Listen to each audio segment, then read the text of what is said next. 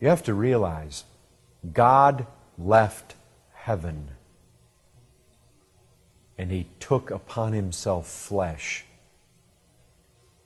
And He endured the wrath of God. The one thing only that I ever read in the Scriptures that Christ said, Father, no, if possible, not that.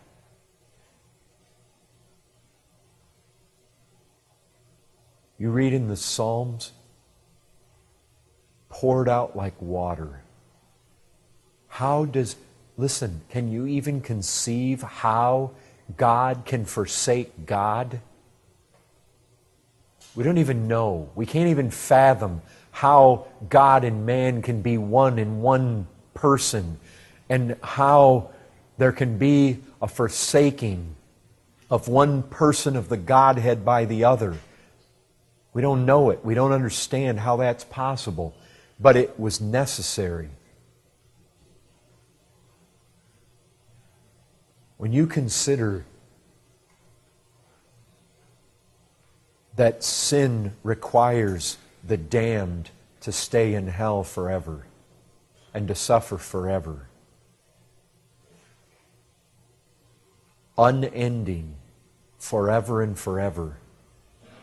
When you look at the cross and it hits you square between the eyes, sin demands death. And God isn't messing around. And if He finds unforgiven sin, He will throw you into the lake of fire. And even when His Son became sin, He drank the cup. It's like, Son, if you will become sin in the place of my people, I must force a cup to your lips that you will not want to drink. And He drank the cup of God's wrath, and He drank every drop of it. And when man looks at that cross, he begins to realize God never sweeps sin under the rug. Sin is really, really bad. Sin demands that Christ Himself must suffer and die. The law has such absolute sway.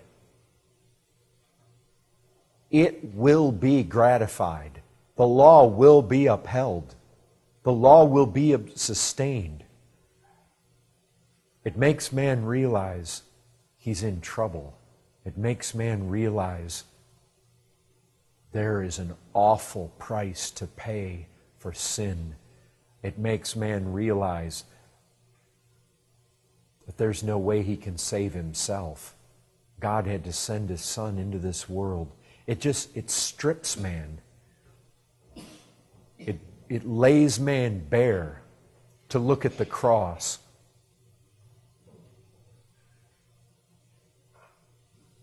That's what He's saying here. You see, as soon as somebody comes along and they say, hey, we need circumcision, we're saying, oh, I can add to the work of Christ. But you see, the offense of the cross is the cross screams at man, you add nothing to this. You can add nothing. Because why? Our righteousness are filthy rags.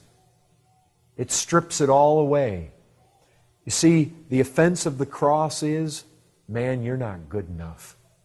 You're filthy. You're wretched. You're a sinner. And the truth is that most men will not come to Christ because they would rather be good enough in that day. See, where do you get that? Well, for one, all you got to do is talk to people. You can figure that out. But in Romans, you have that reality. I mean, you have Israel. They pursued a law that would lead to righteousness, but they did not succeed in reaching the law. You see, there's the problem. There's the problem. They had their law, but they never reached it. And so the law comes in and condemns them. Why? Because they did not pursue it by faith, but as it were based on works. They've stumbled over the stumbling stone, as it's written. You see, it's an offense. Behold, I am laying in Zion a stone of stumbling and a rock of offense. Why is Christ so offensive? Why is the cross so offensive? Because it says, man, you're not good. You're bad. You say, there couldn't be any better news. That's true. There could be no better news for men who are absolutely at the end of themselves and realize, I can do nothing to save myself. I am totally empty. I'm at the bottom. I've come to the end. Lord, I'm going to hell. There's nothing, I realize it. I am absolutely weak and I am in a hopeless condition. And if you don't come save me, I won't be saved. You see, for people like that, this is the best news on the face of the earth. But for people who think they're pretty good, they don't want this. The cross is an offense to them because it sticks them right in their pride. Proud man loves to boast. He loves to tell you about his credentials. That was Paul when he was lost. Let me tell you about my credentials. I was circumcised the 8th day. I was born of a certain tribe of Benjamin. I'm a Jew. I've got all the credentials. By flesh, I was born in the right people. I was born in the right tribe. I was circumcised in the right way. I was of the elite. I was a Pharisee. When it came to the law, as a man, as a religious man, I sought meticulously to keep it. You know what the cross does? It steps in and it strips you bare of all that. It says it's all worthless. And if you'll go to heaven, you've got to denounce it all. Lay it all aside. Set it down. Count it as dung. That's what He did. Count it as worthy of nothing but the dung heap. Everything. That's what the cross does. It comes to man and it says, what's your going to church? Throw it on the dung heap. So what if you've owned a Bible? So what if you were born in a Christian family? Throw it on the dung heap. So what if your grandfather was a preacher? Throw it on the dung heap. So what if you've done your penance? So what if you've gone and taken the Lord's Supper? So what if you were baptized? How many people want to say, well, I'm a deacon, I've sung on the choir, I've been baptized. So what? Throw it on the dung heap. That's what the cross says to man. And it's offensive. And man's pride just bristles when he hears it. How dare you tell me that? How dare you tell me that I'm not good enough?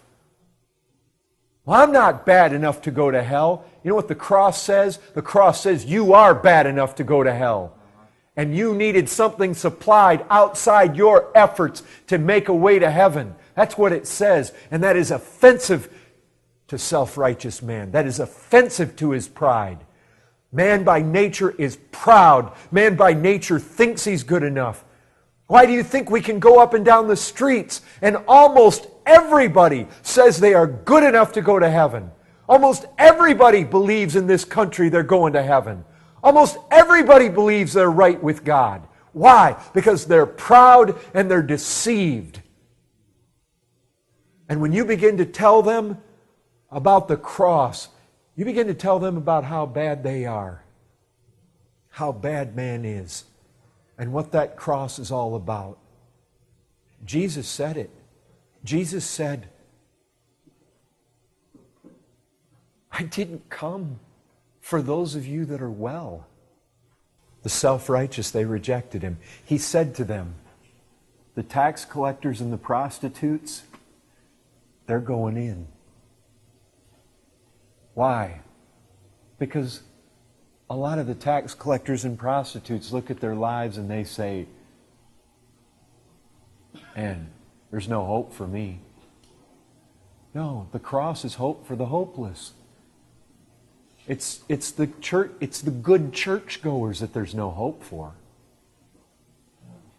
Because the thing is, if you go to Christ, you go to Christ to be saved by Him. And if you want to add any of your works, any of your efforts, any of your circumcision, any of your stuff, then He won't take you. You come by faith in Him alone. And that's good news for bad people. That's bad news for good people. But that's what He said. I came to seek and save sinners. I came to call sinners to repentance, not righteous people. He said, who needs a doctor? Is it the healthy person that needs a doctor? He's a doctor. He came to heal the sick. And He was basically saying to them, I didn't come to heal those who are well. I didn't come to call the righteous. You say, well, are there any? Well, there are those that think they are. Listen, there's only one kind of faith that saves. It's the faith that says Jesus is all. He's all my salvation. He's all my hope. It's not part Him and part me. It's not 90% Him and 10% me. It's not 999% Him and 1% my circumcision or uncircumcision. It's because as soon as one part comes in, then Paul just says, that's it. Do the whole thing. You see, that's what Christ says. Remember, Paul's inspired. This is Christ behind him speaking. Christ is basically saying this to all of us. Even if it's 9,999 parts Christ, you bring your one part in you, that's it. You've just disconnected from me, and now you keep the whole thing. See, Christ doesn't share any of it. He says, I'm saving you wholly or not at all. You want one little part in it, you're severed from me. That's it. But if you're a sinner, that's the best news ever. That means I don't have to have... I mean, if you look at your life and you really come to realize, if it took even one part in 10,000 mine, I'm going to hell because I don't have anything to offer. You see, salvation is for the bankrupt. It's for the broken. It's for the destitute. It's for the one who is broke.